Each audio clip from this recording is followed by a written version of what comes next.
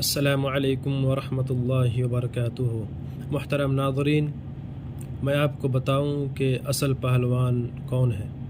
نبی صلی اللہ علیہ وسلم نے فرمایا، کسی کو پچھاڑ دینا بہادری نہیں ہے، بہادر تو وہ ہے جو غصے میں اپنے آپ کو قابو میں رکھے۔ اس حدیث کو امام بخاری اور امام مسلم نے روایت کیا ہے۔